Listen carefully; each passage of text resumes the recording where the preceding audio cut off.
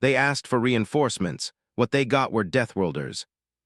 Its silver towers glinted under the light of a distant sun, but the peace of the place was a fragile illusion.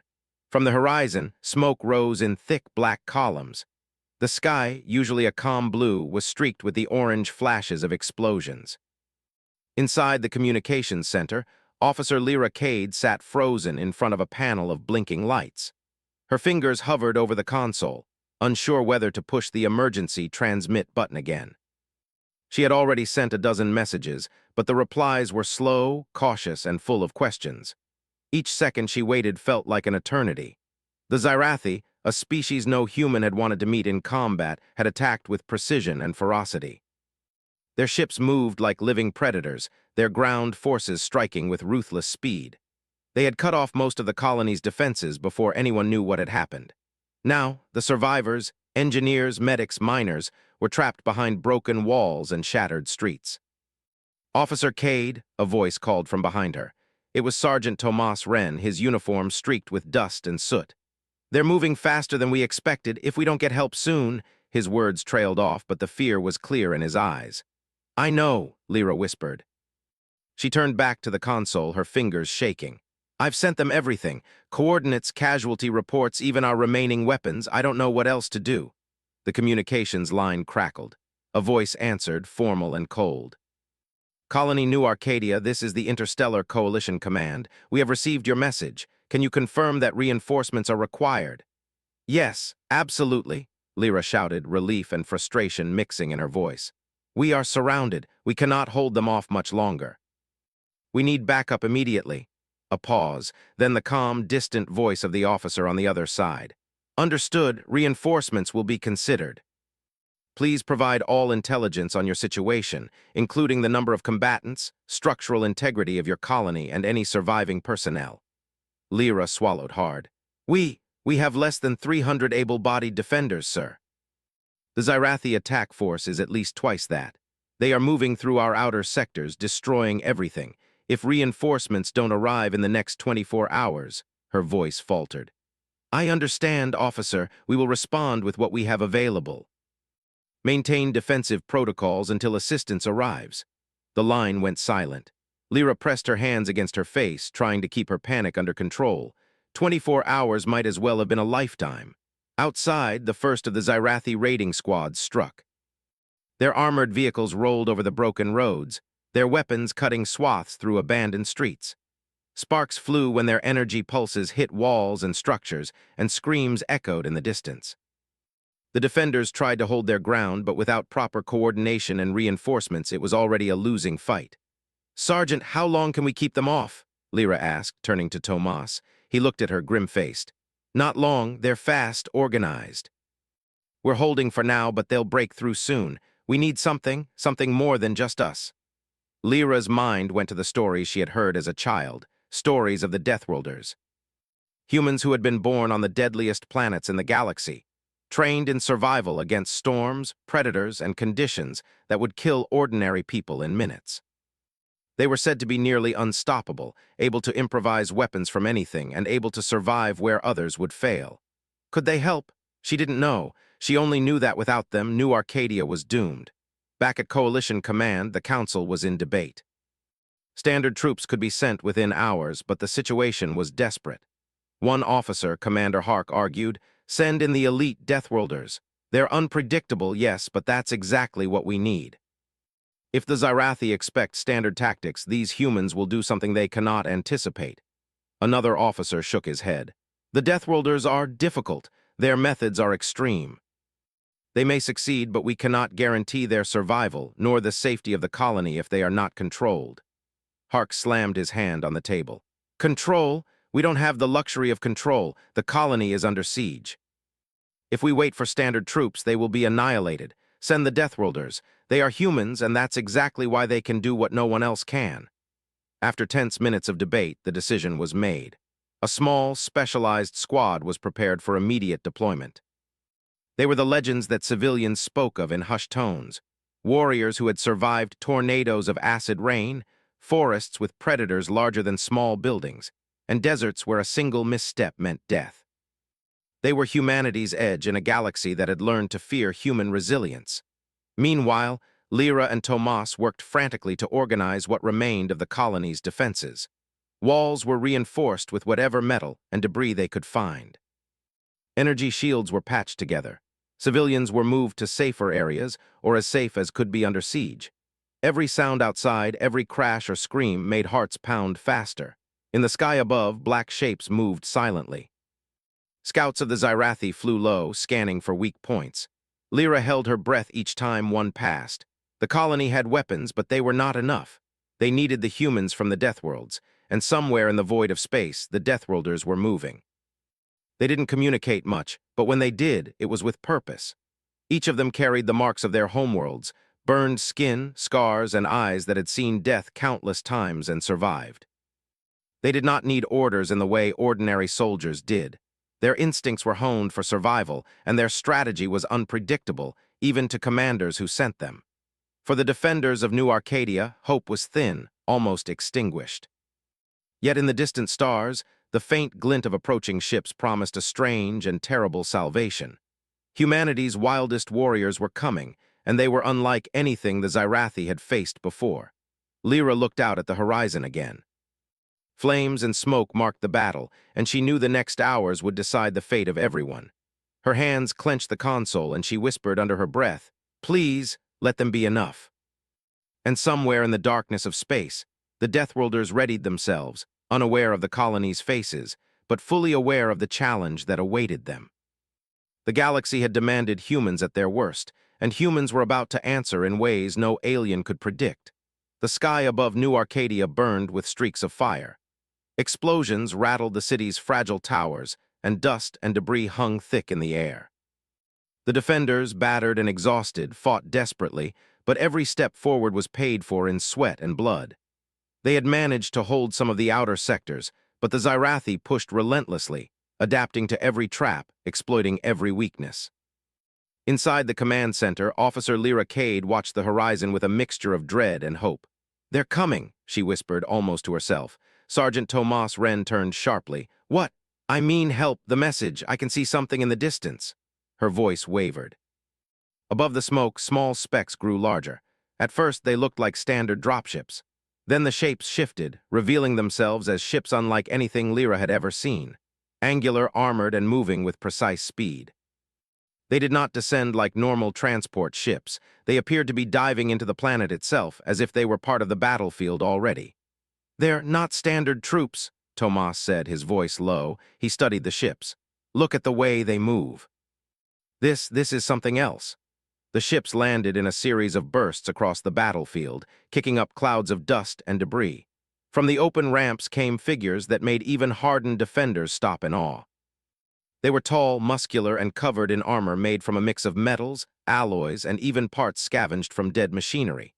Their faces were scarred and tattooed, their eyes sharp and alert. Every movement they made radiated confidence and danger. "They're Deathworlders," Lyra breathed, recognition and relief mixing in her voice. She had heard the stories, humans who survived the harshest planets, trained in conditions that would kill ordinary soldiers in minutes. They were fast, resourceful, and lethal in ways no one could predict. The Deathworlders did not hesitate. Without orders, they spread out across the battlefield, moving like shadows between ruined buildings. Their weapons were strange but effective, blades with serrated edges, modified rifles that fired pulses of energy, and devices that seemed to manipulate the environment itself. Scifi scouts had spotted them, and the aliens advanced, but the Deathworlders were already waiting.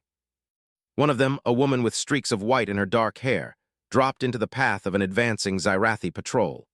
She rolled to her feet, swinging a blade that cut clean through the alien's armored leg, sending it crashing to the ground. Another Deathworlder leapt from the rubble, firing a pulse rifle that disabled several drones at once. The defenders of New Arcadia watched in stunned silence. They had fought the Scifi for hours, losing ground and hope, and now these humans, these legends, were turning the tide almost instantly. "They're incredible," one soldier whispered. "How are they doing that?" "They're human," Tomas replied, a small smile forming despite the chaos. "And we're not." The Deathworlders moved like a single organism, silent signals passing between them as they assessed the battlefield. Every attack was calculated, every movement had a purpose. Where the Xyrathi expected fear or hesitation, they found none. The humans adapted instantly, using the environment to their advantage. Walls became cover, debris became traps, and even the smoke and dust worked for them. One building, weakened by previous strikes, was rigged with a series of cables and explosives by a Deathworlder who moved like a ghost. When the Xyrathi attempted to breach it, the building collapsed in a controlled explosion, crushing several alien soldiers without harming any humans. Another Deathworlder climbed a ruined tower and, using a device that hummed with energy, created a temporary force field that shielded the colony's defenders while repelling a wave of alien fire. Lyra felt a surge of hope. "We might actually survive this," she said, barely daring to believe it. But the Xyrathi were not easily defeated. They regrouped quickly, their commanders adjusting tactics in response to the Deathworlders' unpredictability. Heavy walkers emerged from the horizon, towering machines bristling with weaponry, advancing with terrifying precision. The Deathworlders paused, scanning the battlefield. They did not panic. They did not hesitate. A Deathworlder with a long scar across his cheek grabbed a makeshift launcher and fired. The projectile struck one of the heavy walkers, not directly, but in a precise spot, its armor weak from previous damage. The machine shuddered and toppled, sending a shockwave through the battlefield. Xyrathi soldiers scattered, trying to regroup.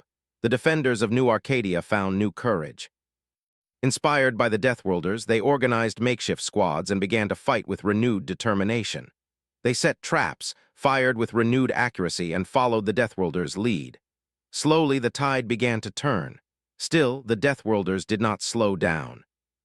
They moved through the streets, hunting Xyrathi in ways that seemed almost unnatural. They did not speak much, communicating instead through gestures and subtle signals. A glance could mean "cover me" or "take that path." Their teamwork was flawless, honed through years of survival on planets where mistakes meant death. One moment, a Deathworlder was leaping across a chasm formed by a collapsed building, firing at aliens below. The next, another had scaled a ruined tower and dropped down behind an enemy squad, cutting them off completely. The Xyrathi were confused, frustrated, and increasingly desperate. They had never faced opponents who turned chaos into advantage with such speed and efficiency. Lyra watched from the command center as the Deathworlders moved through the city like shadows. Her heart raced. They're saving us," she whispered. "I can't believe it. We're actually surviving." Even the civilians, hiding in the ruined structures, began to feel hope. Children peeked from behind walls, mothers clutched their families, and all waited, tense but alive, as these human legends fought for their lives, and for theirs. Then one of the Xyrathi commanders appeared, a towering figure with shimmering armor that pulsed with energy. Its arrival caused a wave of fear to ripple through the colony. Most humans would have panicked, but the Deathworlders did not falter. They gathered quickly, moving as a unit to intercept the threat. The confrontation was brief but decisive. The Deathworlders attacked with coordinated precision. The Xyrathi commander's energy pulses were blocked, dodged, and countered with weapons and traps that seemed to anticipate every move. Within moments, the alien fell, and the remaining forces began to retreat in disarray. The defenders of New Arcadia erupted in cheers, but the Deathworlders did not celebrate.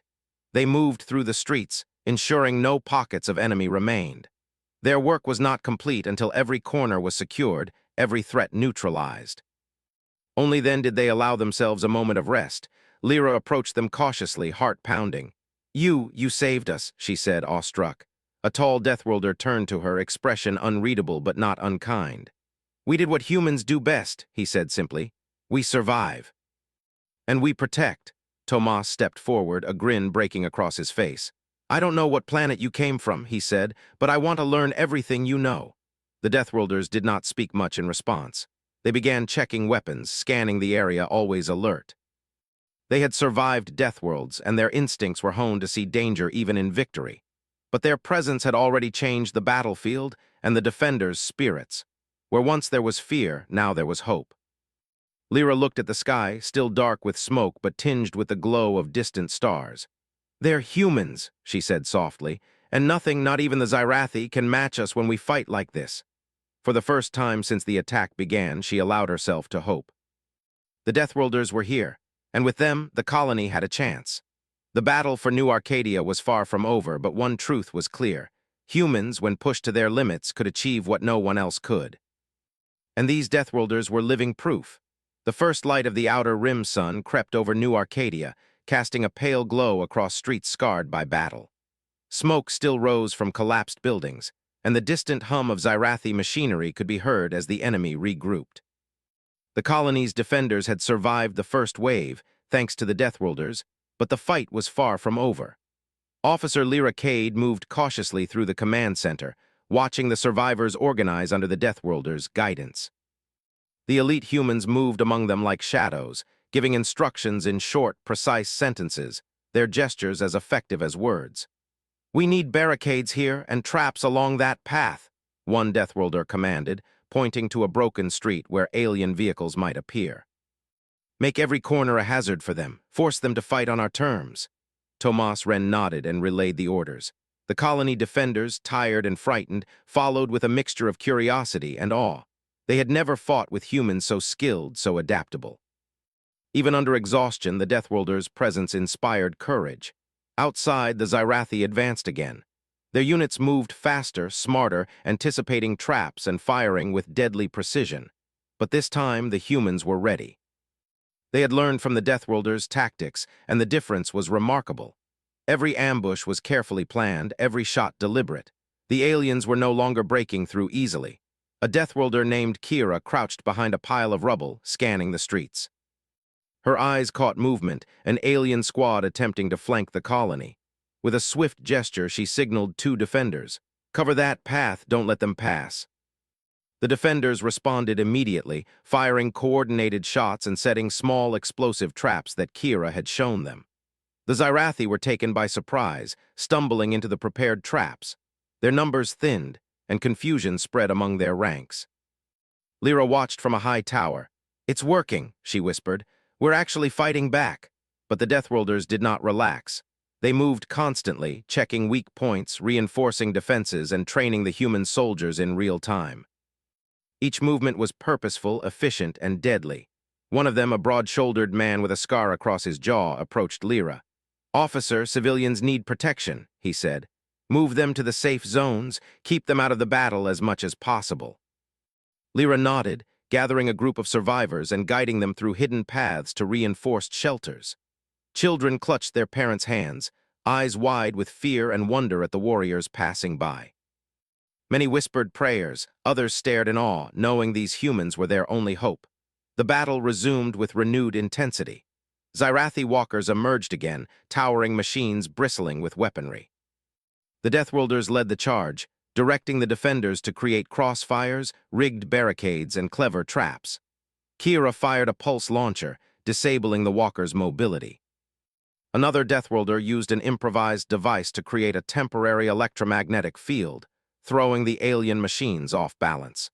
The human defenders adapted quickly, using debris, energy shields, and every available resource to keep the enemy at bay. In the streets, chaos reigned. Explosions rocked buildings, fires spread, and smoke choked the air.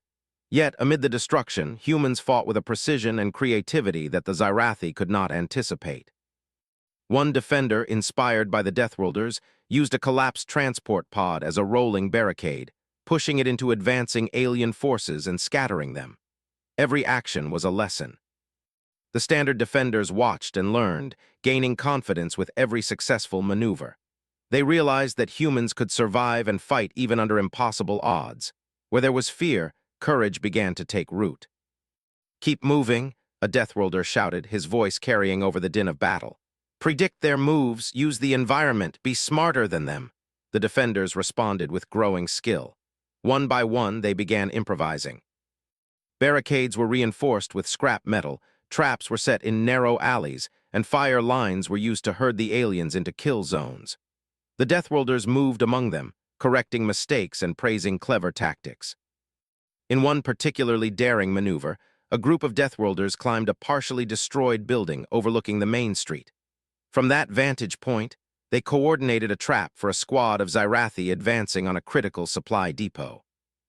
Using precise energy pulses and synchronized explosions, they funneled the aliens into a narrow corridor lined with obstacles and hidden sharpshooters. The result was devastating for the enemy, and the defenders cheered, gaining confidence with every success. Lyra could hardly believe her eyes. The colony, which had seemed doomed hours earlier, now had a fighting chance. Every alley, every ruined building, every improvised barricade became a tool for survival. The Deathworlders had transformed fear into strategy, chaos into order. Even the civilians began contributing. Engineers reinforced barricades, medics prepared field stations for the injured, and children relayed messages through safe paths, inspired by the bravery around them. Humanity's resilience was becoming contagious. But the Scifi were not defeated yet.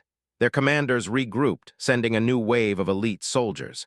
These were faster, stronger, and more aggressive, testing the limits of the colony's defenses. The Deathworlders adjusted immediately. Kira directed defenders to fire in overlapping arcs, creating zones the aliens could not pass without taking heavy casualties.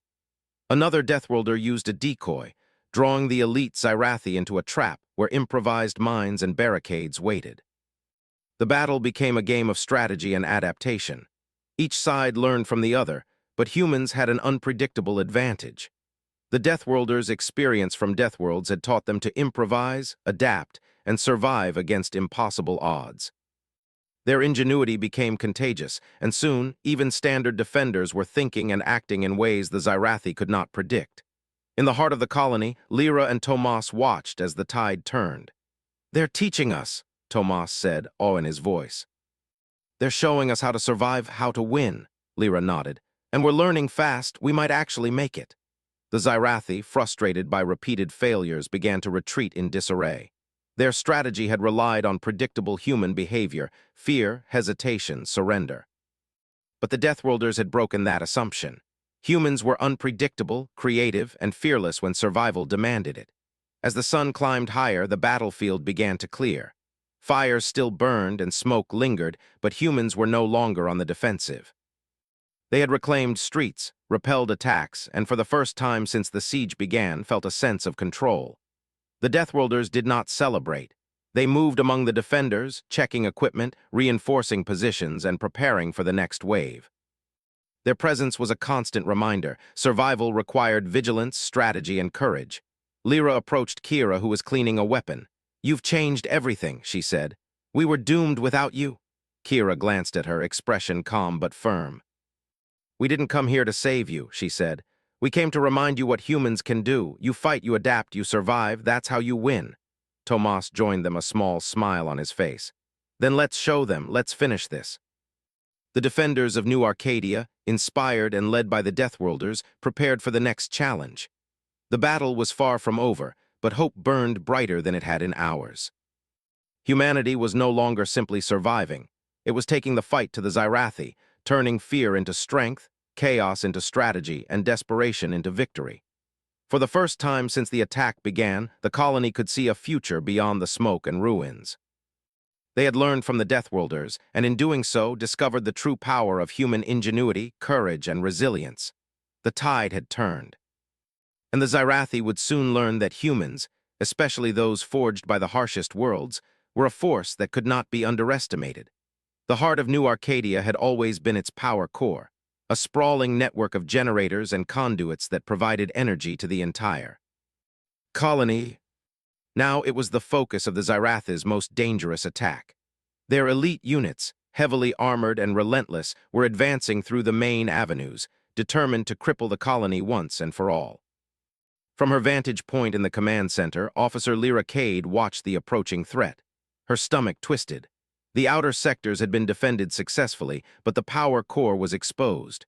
Without it, the colony would die, and every life inside would be lost. Sergeant Tomas Wren tightened his grip on his weapon. "They're coming faster than before," he said. "If we don't stop them here, it's over." The Deathworlders, calm as ever, gathered in the core control chamber. Their eyes scanned the approaching enemies, calculating, analyzing, planning. They moved with a quiet intensity, as if every second counted, not just for themselves, but for everyone depending on them. "This is where we test them," Kira said, pointing to the entrances of the power core. "They want destruction. We'll give them obstacles, confusion, and every reason to fail. Prepare the defenders." The defenders hurried to set traps, barricades, and improvised defenses. The Deathworlders led by example, reinforcing walls with debris, wiring energy pulses into broken conduits, and creating narrow passages where the Xyrathi would be forced to fight in groups rather than overwhelming numbers. Every tactic was clever, unexpected, and deadly. Then the enemy struck. The first wave of elite Xyrathi stormed the streets, their armor glinted, energy weapons humming as they advanced in tight formations. The human defenders opened fire, their shots precise, but it was the Deathworlders who truly turned the tide.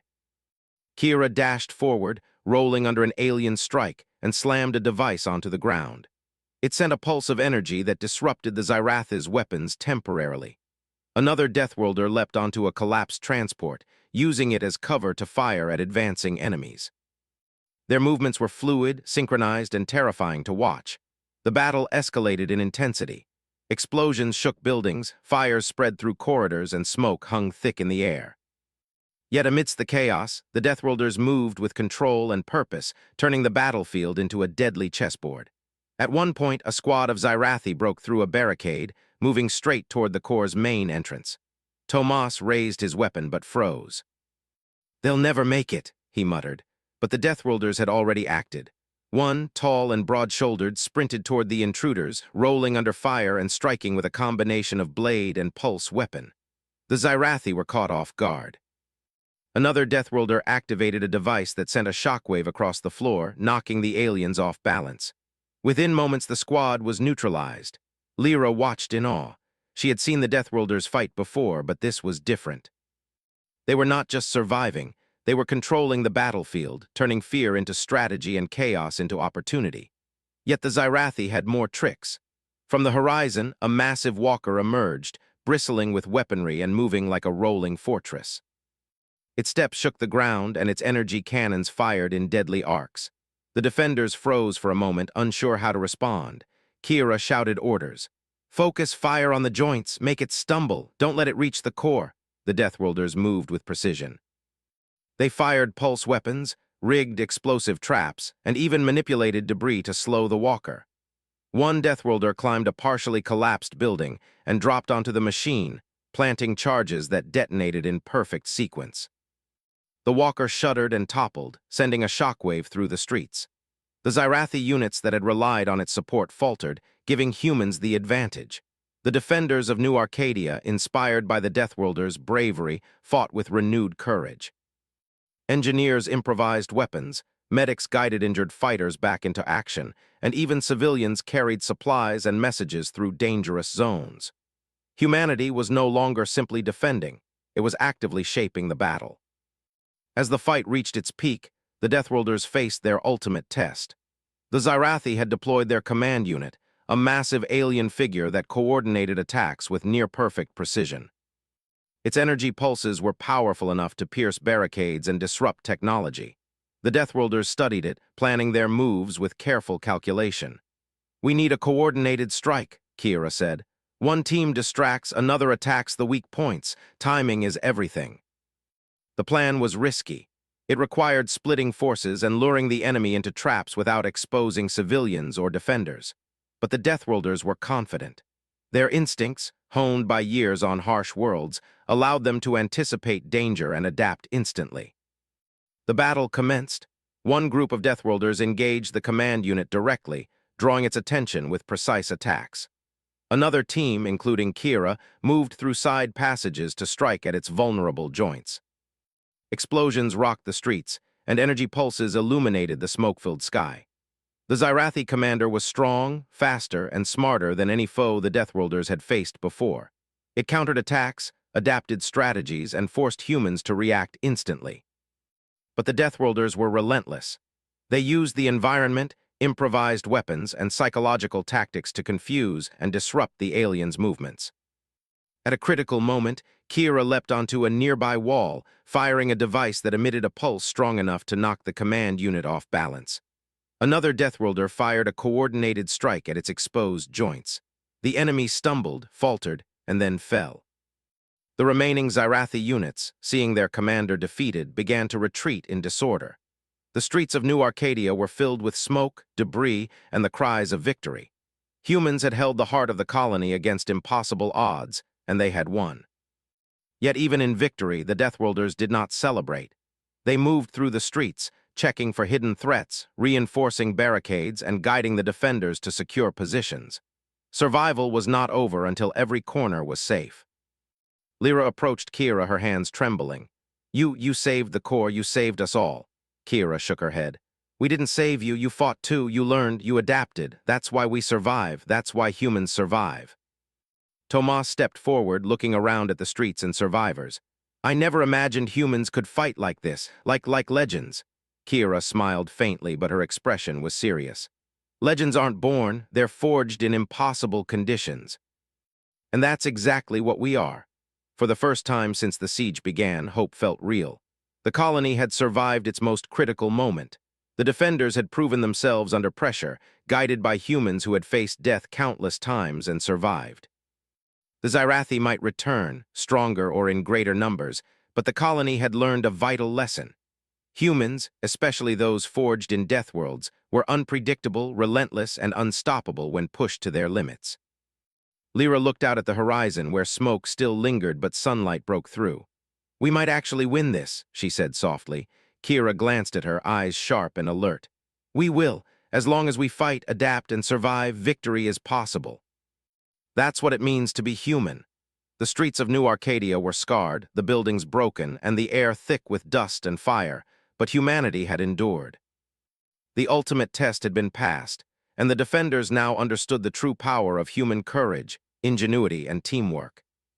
As the Deathworlders prepared for what might come next, the colony realized one undeniable truth. Humans could survive, even thrive, when faced with what others believed impossible. And the Scifi, or any enemy in the galaxy, would soon learn that humans, especially Deathworlders, were forces that could never be underestimated. The sun hung low over New Arcadia, casting long shadows across streets lined with debris and scorched buildings. The battle had ended. Smoke drifted lazily into the sky, mingling with the early evening light. The Scifi had retreated, leaving the city battered but alive. For the first time in days, silence fell, not the quiet of peace, but the heavy stillness after chaos. Officer Lyra Cade walked through the streets, her boots crunching over broken glass and twisted metal. Survivors were emerging from shelters, faces weary but relieved. Children peeked from behind their parents, eyes wide as they took in the aftermath. Medics and engineers moved quickly, tending to the injured and patching broken infrastructure. Every step was a reminder of what had been lost and what had been saved. Sergeant Tomas Wren joined her, nodding to those around him. "We made it," he said softly. "We actually made it." Lyra's eyes scanned the streets. Then she saw them, the Deathworlders. They moved quietly among the survivors, checking weapons, reinforcing defenses, and quietly guiding those who had fought or helped. Their expressions were calm, almost detached, but every action radiated competence and purpose. "They don't celebrate," Lyra murmured, "even after everything they've done." Kira, the Deathworlder who had led much of the battle, approached. She wiped soot from her armor, then looked at Lyra with sharp, intelligent eyes. "We didn't come here to celebrate," she said simply. "We came to remind everyone what humans can do. You survived, you adapted. That is the true victory." Lyra nodded, feeling a deep respect for these warriors. "You've saved the colony, saved all of us." Kira shook her head. "No, you saved yourselves. We just helped you see what you could do." Even as they spoke, the defenders of New Arcadia began organizing cleanup and repairs. Fires were being extinguished, barricades dismantled, and streets cleared. Engineers rigged temporary energy supplies, ensuring the city's core systems would function until permanent repairs could be completed. Civilians volunteered for every task they could safely perform, eager to restore a sense of normalcy. The Deathworlders moved silently through the streets, observing, teaching, and advising. They instructed defenders on how to rebuild more effectively, showing them how to reinforce weak structures and create emergency shelters. Each lesson was practical, honed from experience on harsh planets where survival had been a daily struggle. Lyra followed Kira to one of the larger buildings that had survived the attack. "How do you know what to do?" she asked. Kira smiled faintly, though her eyes remained serious. "Experience. Every planet we've lived on was a challenge. Every battle, every storm, every predator, survival demanded adaptation. That's how humans survive. That's why humans are feared across the galaxy." Tomas joined them, watching as a small group of defenders moved with confidence, inspired by the Deathworlders. We've learned so much in such a short time. I never imagined humans could fight, think, and survive like this. That's the point, Kira said. Humans are not predictable. You adapt, you improvise, you endure. That is why you are dangerous. In the streets, small celebrations began. Survivors embraced, children laughed, and soldiers shared quiet smiles. The energy of relief was almost tangible. But even in this moment of respite, the Deathworlders remained vigilant. Their instincts, sharpened on Deathworlds, would not allow complacency. A group of defenders approached Lyra and Tomas. "What happens now?" one asked. "Will the Zyrathi return?" Kira considered this. "Perhaps, but if they do, the colony will be ready." "You have learned from the best. You know what humans are capable of when faced with impossible odds." The truth of that statement resonated through the colony. For days, they had fought against an enemy far stronger, faster, and seemingly more advanced. Yet with courage, strategy, and guidance, they had survived, and even prevailed. Humanity's resilience, ingenuity, and determination had carried them through. That evening, as the sun dipped below the horizon, the Deathworlders gathered in the command center with Lyra and Tomas. Maps of the city, battle reports, and lists of survivors covered the tables. The room was filled with quiet energy, the calm after the storm. "We will stay until the colony is secure," Kira said. "Then we leave. Our purpose here is complete. But remember this, you are stronger than you know. You will survive. You will thrive. And if the galaxy ever tests you again, you will be ready."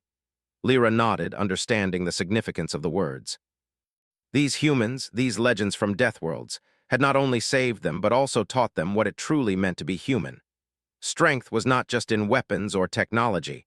It was in ingenuity, courage, and the will to endure against impossible odds.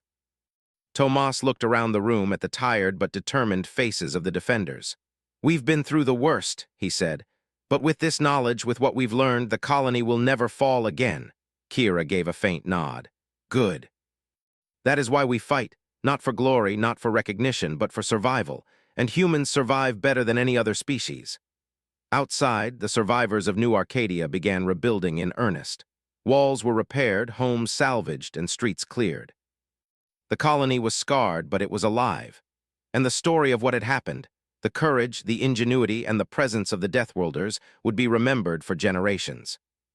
Lyra walked through the streets one last time with Tomas, seeing civilians carrying supplies, medics treating injuries, and engineers repairing energy lines.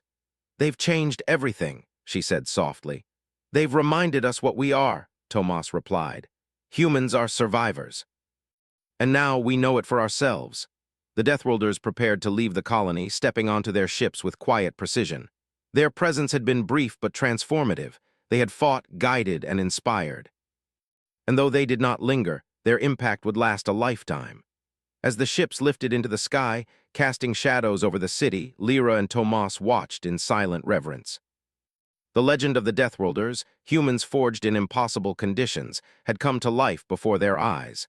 The Zyrathi had underestimated humanity. They had assumed weakness, fear, and predictability. But humans had survived, adapted, and triumphed. And the galaxy would remember that lesson. That night, as the stars shone brightly over New Arcadia, survivors gathered to honor the courage displayed by both ordinary humans and the Deathworlders. Songs were sung, stories told, and a new spirit of unity and resilience spread through the colony. Humanity had endured the ultimate test and had emerged victorious. Lyra stood on a hill overlooking the city, Tomas beside her. "Do you think they'll return?" she asked. "Maybe," Tomas said, "but we won't be afraid, not anymore. We've seen what humans can do. We've fought with the best, and we've survived." The sky was clear, and the stars twinkled like distant fires. Somewhere out there, the Deathworlders traveled from one challenge to the next, testing their skills, surviving the harshest worlds, and inspiring humans across the galaxy. And New Arcadia, once a colony on the brink of destruction, had learned the most important lesson of all. Humans, when pushed to their limits, could achieve the impossible. They could survive, adapt, and even thrive where others failed. The galaxy would come to know humanity not as a fragile species, but as a force to be reckoned with, a species capable of turning despair into triumph, chaos into strategy, and fear into victory. And somewhere in the silent expanse of space, The Deathworlders looked on, knowing that their legacy, humans who survive against all odds, would continue, inspiring courage and resilience wherever it was needed. New Arcadia was safe for now. But the story of what had happened would echo throughout the stars, a testament to the power of human spirit, ingenuity, and the relentless will to survive. Humans had faced the impossible. Humans had won, and the galaxy would never forget.